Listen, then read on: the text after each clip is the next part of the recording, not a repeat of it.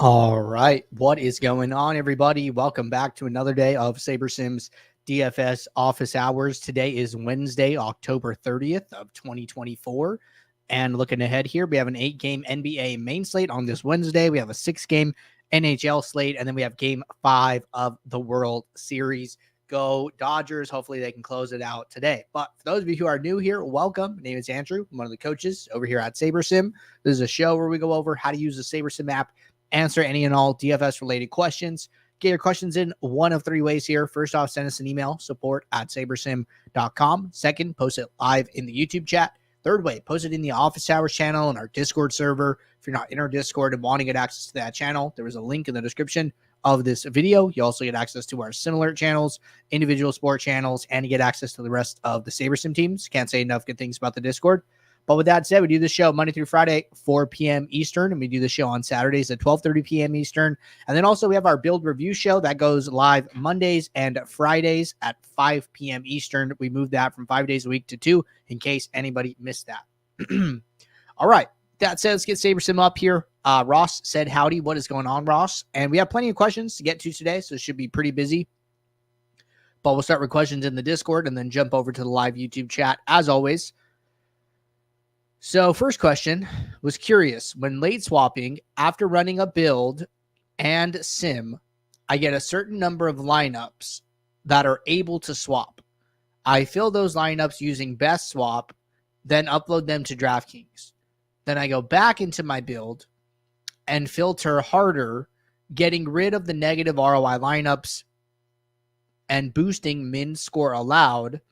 I go from being able to fill all lineups to a much smaller number. My question is, if I save these lineups, will it only fill the smaller refined list and leave the lineups I had originally uploaded from the swap, kind of like a layer effect? Good question. So just really quickly, I mean, once a slate starts and, you're like probably halfway through a slate, it's gonna there are a number of lineups of yours that are probably just gonna be dead, and that's normal, right? I was talking to somebody like, hey, why am I only cashing, like 3 to 5 lineups? I'm playing a 20 max. And it's like, well, if you go to the payout structures, of the contest, only about 20% of lineups cash. So if we're playing 20 lineups, you can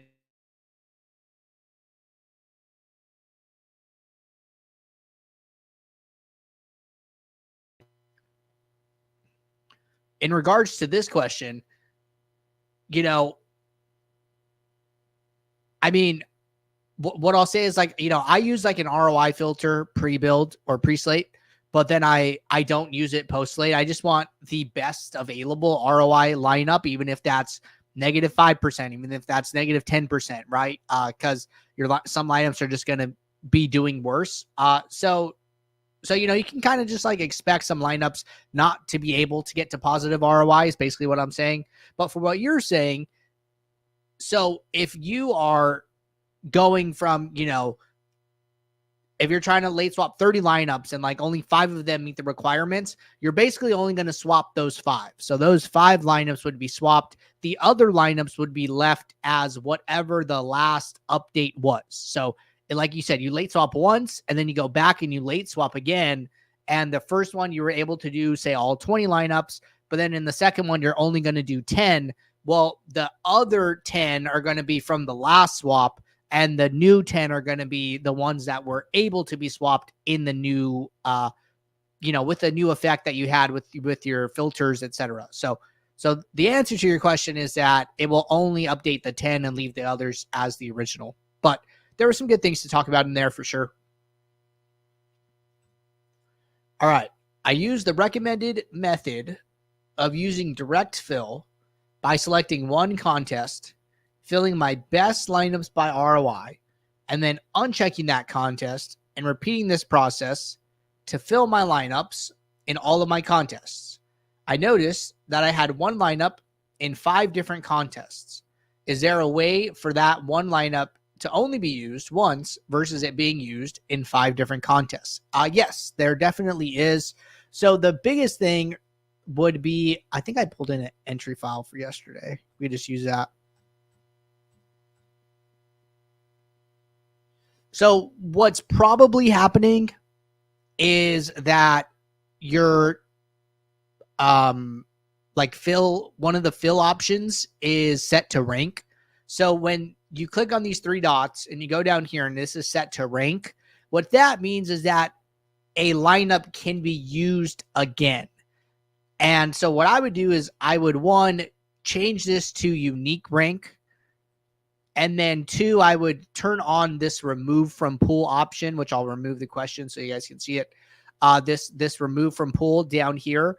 When you use this, any lineup that gets saved gets effectively removed from the available set of lineups that can be used for future filling. So use unique rank, turn on remove from pool if you're in direct fill, and that'll take care of it for you. If you are in autofill,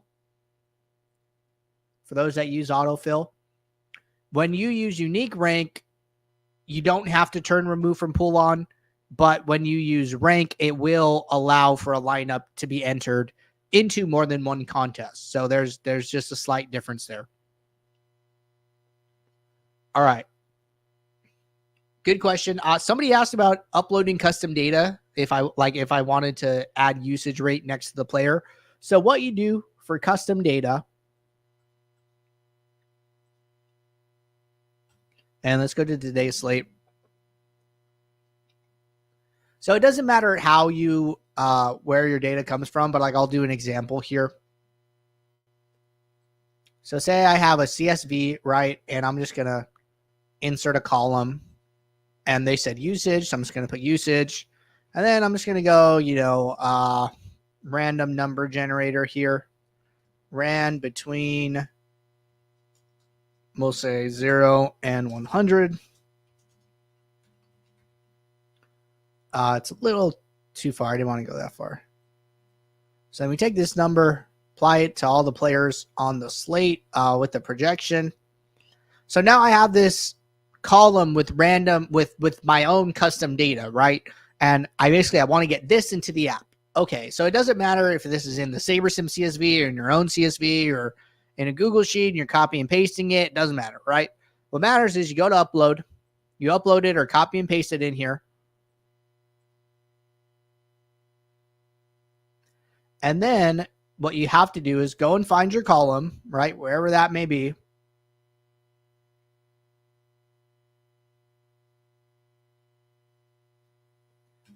And then you click the header options and you go down to add custom column.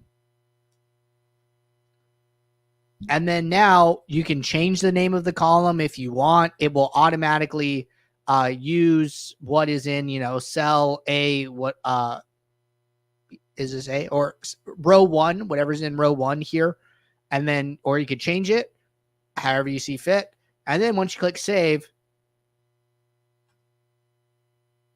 that is going to become a column in SaberSim that you can adjust. And it's over here on the right-hand side. I did have to look for it. So I can go drag it over here, right? And then I can have it. And then now I have this editable column that I can work with, right? You can always delete it if you want, but that is how you upload custom data. You can do that on the Ultimate plan. All right, next question. Been noticing so far that using min uniques for NBA to diversify has been hard. Most slates after going from 2 to 3 appears to lower the average projection by more than a point or more, which in previous videos you've said is too much. Is it worth going lower just to add more diversity, or is this amount of projection losses too significant? Or is there something doing wrong here to explain why it can't go lower? Good question. This is like right where I've been falling, with like my 150 maxes. I'm usually using around, I find myself using around like 2 to 4 min uniques, depending on how many players or how many games are on the slate, right? So I don't think what you're experiencing is abnormal. The biggest question is when you get to this point, right? When you're at 2 min uniques versus 3 and you're trying to decide, hey, do I want to sacrifice the projection or do I want to keep it? Take a quick peek at your exposures and your leverages and make sure that if you're comfortable with what you're seeing at 2, then I would leave it at 2, right? But if you're not comfortable If you don't like the exposures and leverages, they're too high leverage, they're too risky for you. Then you have to make a conscious decision. Like, you know what? I want to play lower exposures to players. I'm okay with that coming at the expense of losing a little bit more projection on average because risk management is more important to me, right? That's kind of the question you have to ask yourself and ultimately answer for yourself, right? And if I ask, 3 different people, I might get 3 different answers, right? So whatever makes more sense to you, but I don't think what you're seeing, like there's anything wrong. I've been seeing that a lot myself. All right. Hi, Andrew. Curious if there is a way to do this. I enter about 65 lineups a night, but one lineup I like to hand build and enter into a handful of single entry tournaments, and of course the main tournament. Is there any way to freeze that lineup in my entries so it doesn't get overwritten or get written over again after making new builds? Can I isolate it, or is there a good workaround? This is for NBA. Okay. What I would probably do is one of two things. So what can you do? So one way here is to run a build, right? I think didn't I run build in this other one? No, I don't have any lineups yet. All right, let's run a build.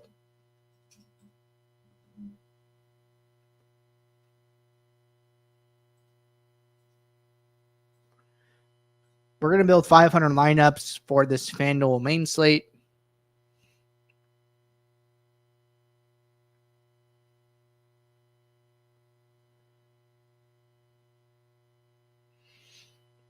And we'll let these lineups run.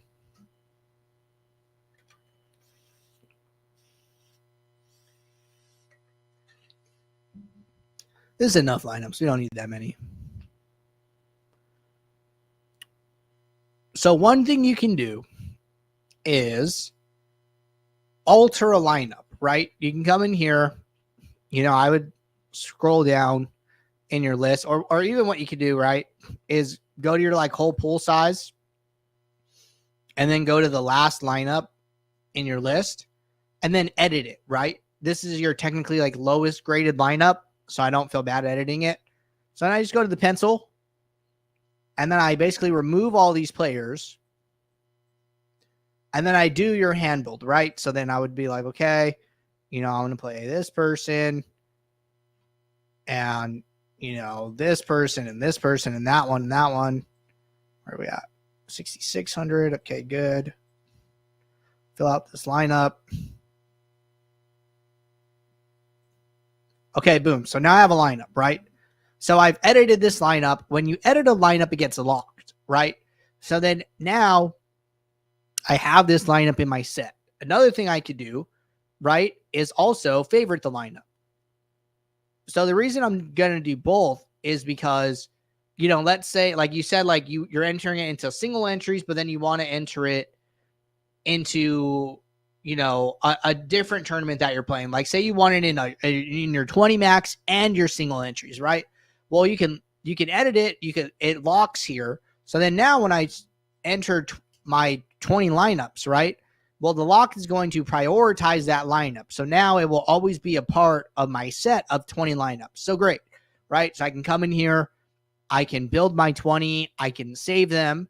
Another option, right?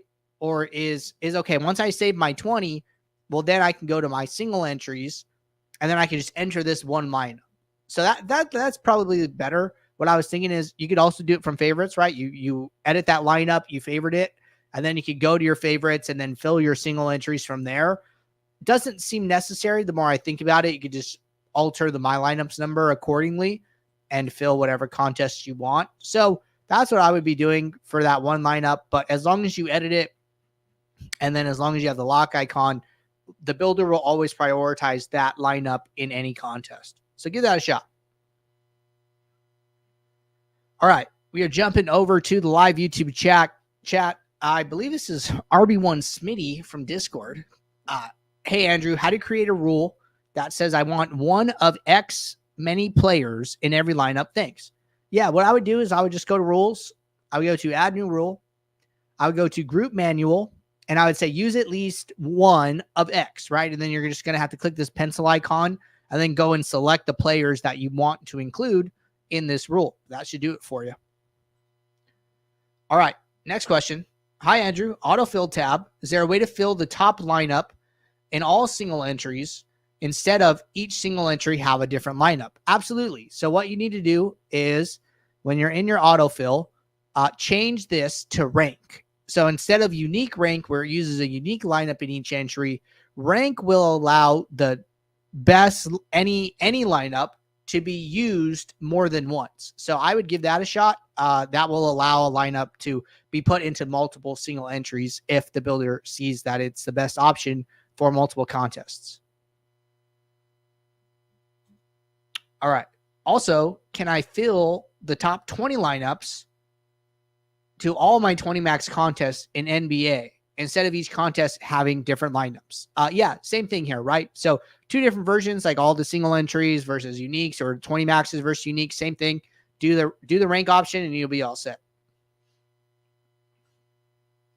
Next question. Is there a way to ensure that there is a player below 10% in all my NBA lineups as a rule? Yes, there is. So what I would do is I would go to rules.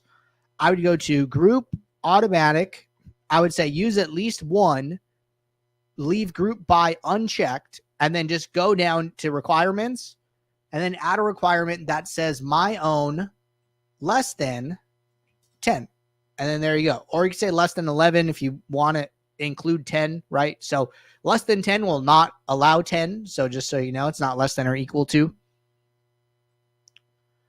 All right. Ross said, thanks, man. This is my question. Let me know if you have any other questions. Right on. Glad we were able to get that one answered. All right. Pope said, if I'm playing 5 lineups, let's say in a 20 max for NHL, should I get pretty diverse and then late swap as much as possible? Or how would you not make a contest? This contest is a small field. So generally, diversification is going to be harder when you have more lineups, and it's going to be easy.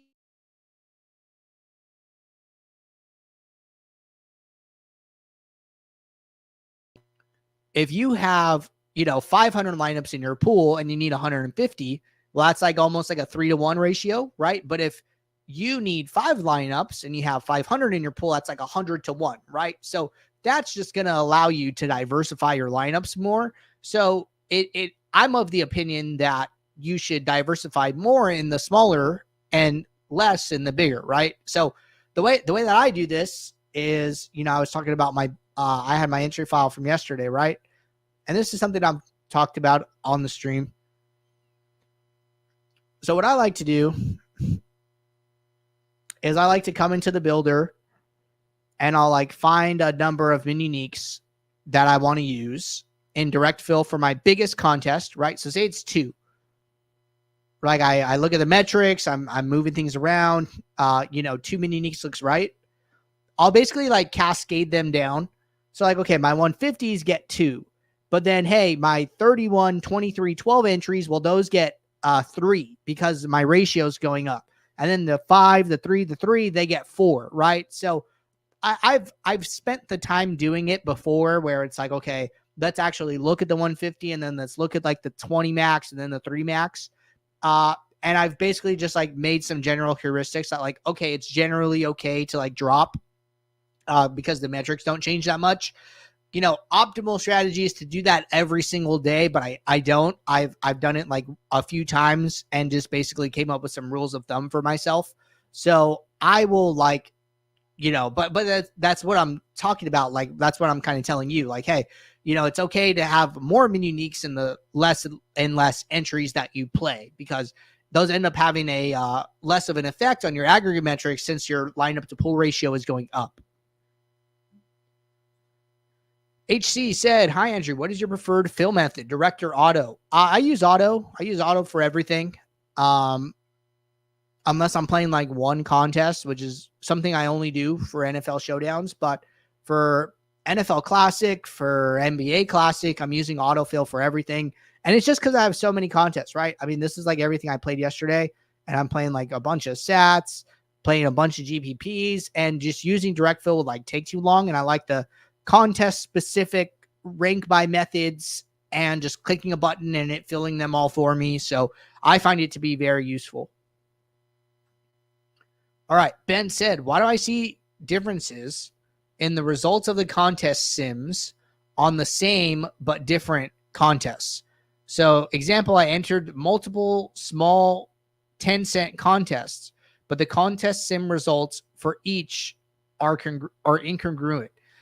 So you could run a contest sim even for the same contest twice and get slightly different results. You know, it's we're running 100,000 contest sims, but even then there's going to be a little bit of variance in the results between them. So like you could sit here and like run it and you might see 100% ROI, and then you run it again, you might see like 112% ROI or like, you know, 95% ROI. So the results are a, you know, circumstance of the sims that we are using to fill out that specific contest sim. And then we're going to get different sims for the second one, even though the payout structures are the same. But results should have a little bit of change. I wouldn't expect a lineup to go from like 100% positive ROI to, you know, negative 10% ROI, right? If you did that, your sample size would probably be too small. But because we're doing 100,000, you're going to see some small changes, but generally the results are going to be within a fairly short band in either direction. Ross said, cool, thanks, man. Didn't know you could do that. Yeah, no, that's something that I kind of just thought of on the fly. So I'm glad. I think that result works out well. Trevor said, Andrew, how should we approach the flashback review? How often are you reviewing the sharps these days? Or are you confident that your process is delivering high ROI lineups so you don't waste time? Good question. You know, I usually, well, so right now I'm strictly playing NBA on FanDuel, so I don't have the ability to review. Now I'm like fairly confident my process is good there. For DraftKings, I'm playing NFL on DraftKings, so I have the ability to review there. So I will review after every slate, you know, and I think that if you are playing on DraftKings, any sport, you should review after every slate, right? So, you know, every Monday every like Tuesday morning, I'm reviewing my Monday night lineups. Every Friday morning, I'm reviewing my Thursday night lineups or my Monday to Thursday lineups, right? Or on Tuesdays, I review my Sunday to Monday classic, like 2-game slate, right? So I think it's good to make it a part of your process to go back and review whatever slate you played and just spend, 10 minutes checking it, making sure everything looks good. And then you can decide if you need to make any small tweaks to your process from there. But I always think of that it should be a consistent part from that you work in every single day. And I like to do it before I start looking at the next day, because the decisions from the day before are still kind of fresh in my mind. If there was any like kind of weird spots, I can see how I handled it, how other users handled it, and kind of go from there. Like, hey, how did start players handle the Dalvin Cook, Ezekiel Elliott situation with Rico Dowdle out? And you can go and look and see what people did, right? But you might start to forget about those things if you start building for Monday night and start thinking about Tyrone Tracy and Devin Singletary for the Giants or something. Ben said, thank you. You're welcome. HC said, Andrew, if you're using uniques before late swap, do you feel they're also a must after late swap? So I'll say that I still use them. When you use autofill, they usually stay, right? So those uniques will like carry over, or if you're using one swap build the entire night, when you do multiple swaps, the uniques will still be there, which is what I meant to say. So I generally leave them. The only time I might turn them off is for like the absolute like last game of the night, or like the last 2 games of the night, like in the night window. It's like, okay, we're like 80% way through the slate. Like I'm going to turn my uniques off and just roll with it. Or if we get like some major slate breaking news, which I haven't seen any yet so far, like that is like very late in the slate, I would probably turn it off just so I can get as many shares of the new best plays on the slate as I can. So I still use it. I think, you don't have to, you can turn it off, but especially like a slate like tonight, right? We go to tonight's slate.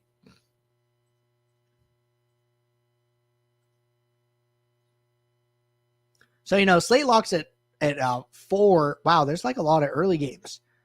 So this isn't what I was expecting.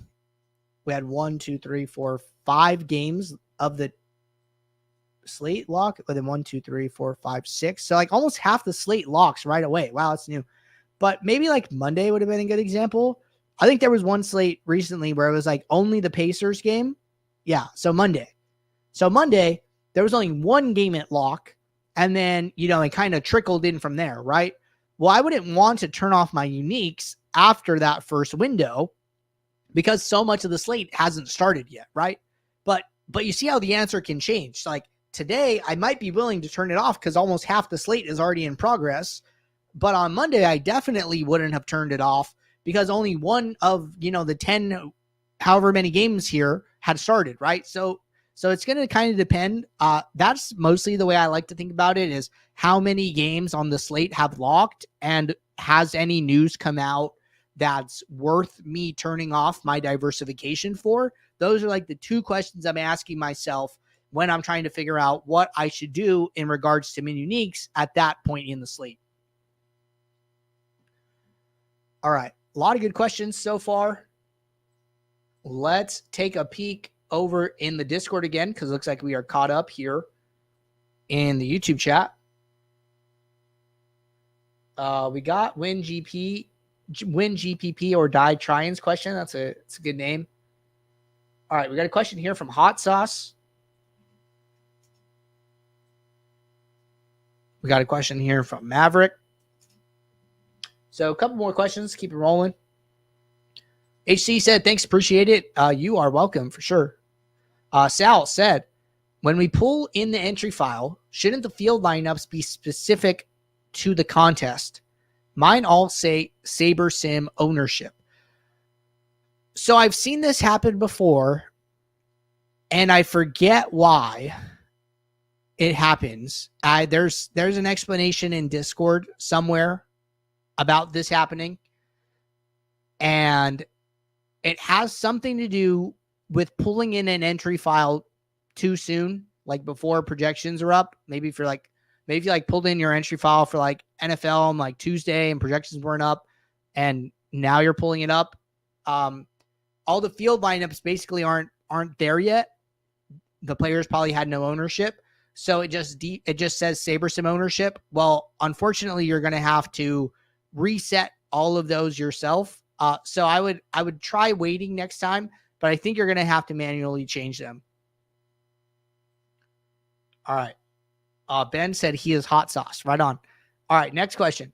I'm trying to figure out what effects the ROI standard deviation have: win rate, cash rate, ROI. I don't know enough about it to intelligently use it to build lineups. Why do I see differences in the results of contest sims on the same but different contests? Okay, so we answered part of this, but we'll answer the first part.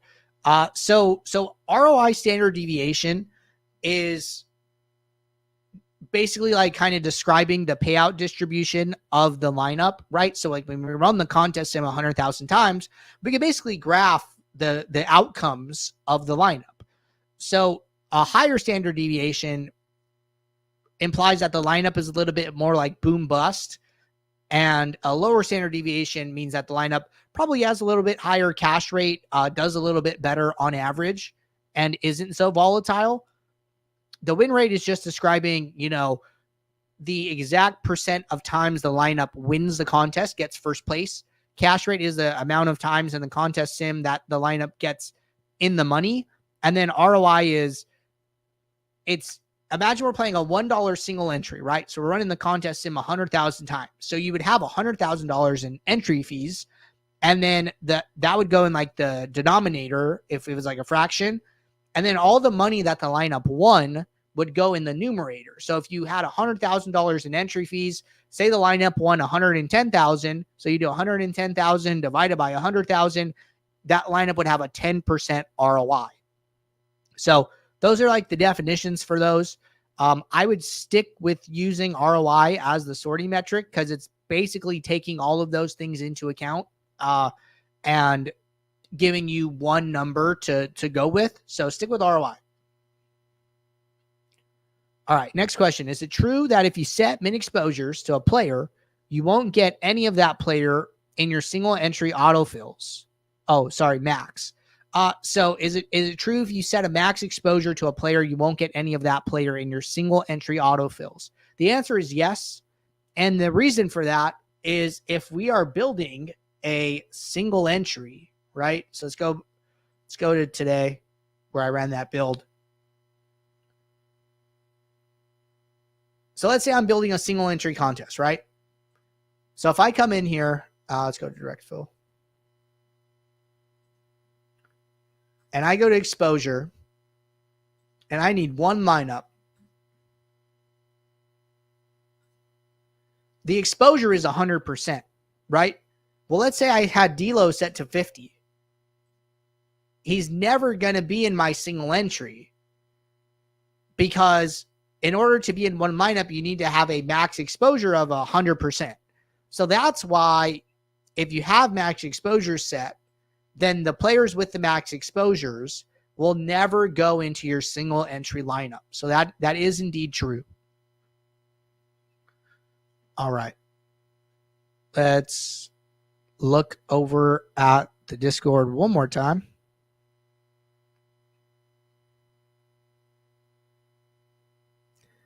And looks like we're all caught up here in the Discord and the YouTube chat. I feel like we had a lot of questions today, so appreciate you guys asking a lot here on this Wednesday. I will be back tomorrow, 4 p.m. Eastern, for our next office hours. So appreciate everybody tuning in. Good luck today in all of your contests. Enjoy some NBA, NFL, NHL, MLB action today. And I will see you all tomorrow. So until then, take care. Good luck. Thanks. Bye.